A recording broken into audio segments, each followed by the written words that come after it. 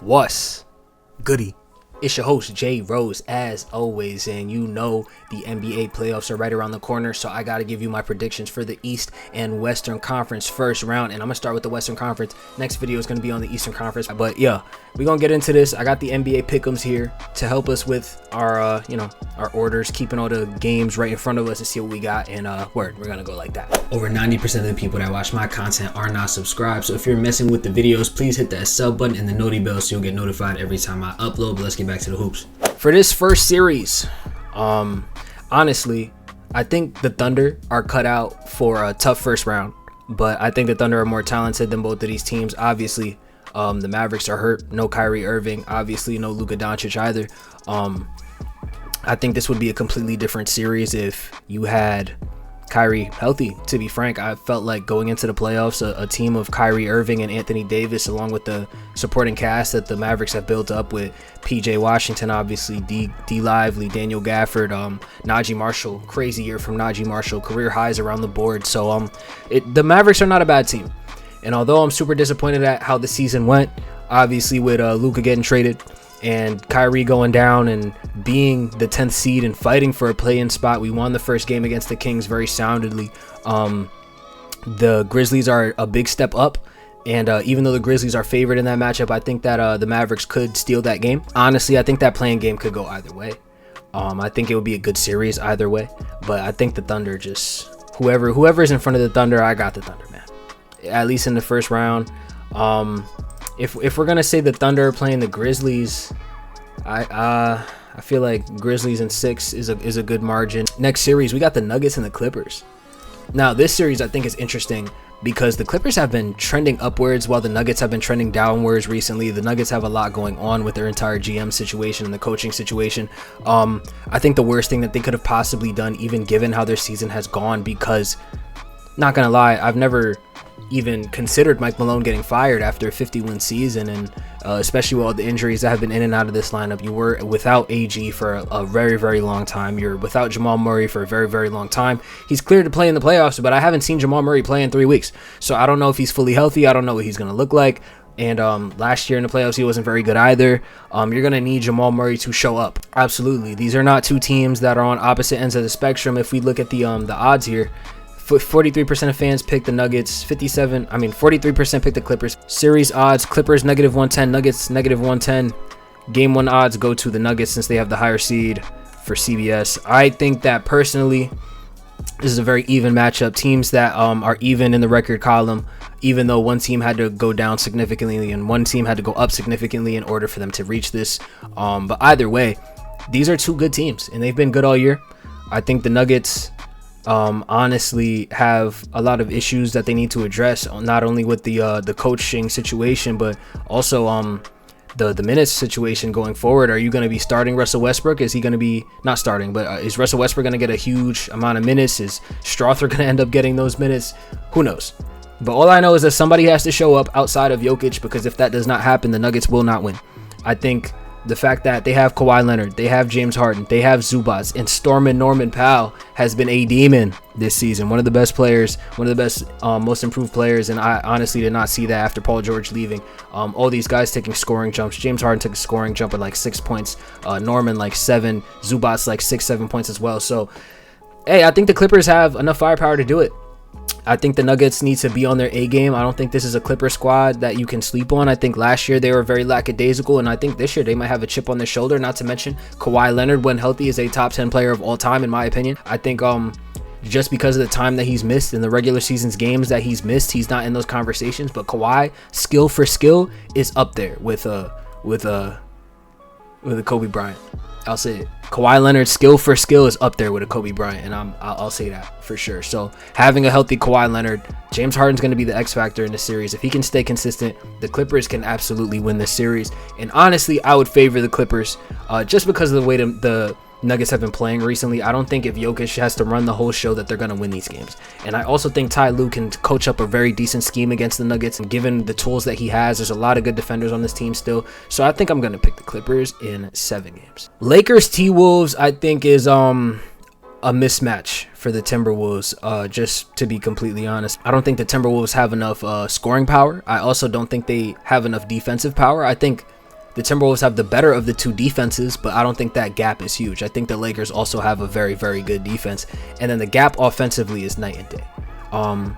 You can just look at the personnel. The Lakers have 3 elite ball handlers. Austin Reeves is an elite ball handler. I don't care what anybody says. The leap that he's taken this year, his handle has gotten better. His playmaking has gotten better. His scoring has gotten better. His efficiency's gotten better. Him playing off of Bron and Luka looks crazy. They also have Bron and Luka. LeBron's one of the best players to ever touch a basketball, probably the best player to ever touch a basketball. And Luka, we can't say that yet because he's so young, but Luka's up there. Luka's up there as one of the best players I've ever seen play basketball. Frankly, with what he's done so far in his career, and honestly, you just take that offensive firepower. I don't see how the Timberwolves are going to stop them. They have Julius Randle, who's not a plus defender. They have Mike Conley, who can be a size mismatch if he has to guard Luka, or if he ends up on Bron. There's going to be a lot of times where a team like the Lakers, who loves to force switches, are going to get looks on Rudy Gobert, who has no foot speed, and Luka loves that matchup. There's going to be switches on Julius Randle, who's not a great defender and doesn't give his full effort on the defensive side of the ball all the time. They're going to get switches onto Mike Conley. Like I said, Anthony Edwards and Jaden McDaniels are the most consistent defenders in that lineup. But even then, you're going to have a lot of Jaden McDaniels on probably LeBron sometimes. And I don't think that's a great matchup, even though Jaden McDaniels is a great defender. Even Jaden McDaniels on Luka might not be a great matchup just because of their stature. LeBron and Luka are so big compared to a lot of people on that Timberwolves team. And the big gripe with the Lakers is that they're not a big team, but their skill positions are still big. Like, they don't have a ton of big men. But LeBron's huge, Vando's huge, Rui's huge, Luka's huge, Jackson Hayes is still here. Up and down on Jackson Hayes. I think he shouldn't be a starting center, but he's been a good starting center in the role for now.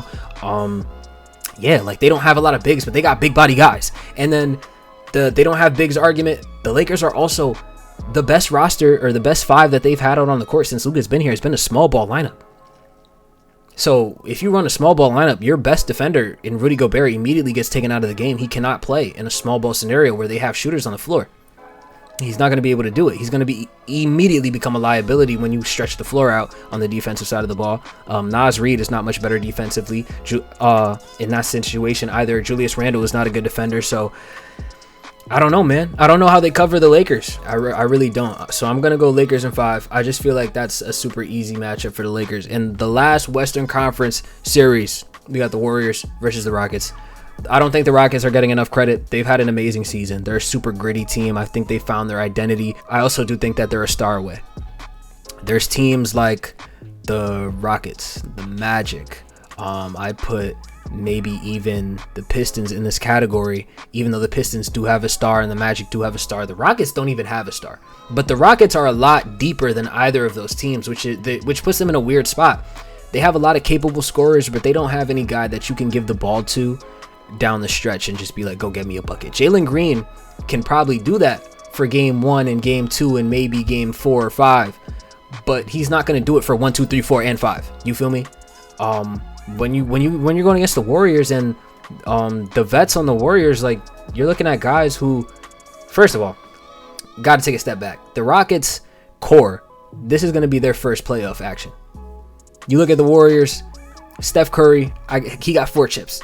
Jimmy Butler, he's been to the top of the pinnacle twice leading his team. And you got these two on the same team. The Rockets don't really have a guy who I feel like you can rely on a night-to-night basis. Sengun's really good, but I don't think he's that prolific, dominant scorer. Jalen Green can turn into that prolific, dominant scorer, but he only does it for stretches. He's one of the most inconsistent players I've ever seen play. He can either look like a generational talent or he can look like just an average scorer in the league. And defensively, I don't think Jalen Green's going to be bringing it to him like that, but they still do have a great defensive lineup. I'm very interested to see how the Warriors and especially Steph Curry handles this defense. The last time they played each other, Steph Curry had 3 points and the Rockets won the game. So I'm not counting the Rockets out. I think if they do win this series, it's going to be a sucker punch. In the very beginning of the series, they're going to come out hot. They got to blitz the Warriors. They got to make sure they get those games at home and make sure they at least get one in Golden State. And they can come out with a victory. But I think the most likely scenario is that the better skill players, more playoff action and experience, I think that's going to win out. Like we got winners on this team. Honestly, we got winners on this Warriors team, and we got star players on this Warriors team. So I feel like I just gotta go with the Warriors, man. I just gotta go with the Warriors. I'm gonna go to Warriors in 5 games. I think the Rockets can pull something out, but I just don't think they will.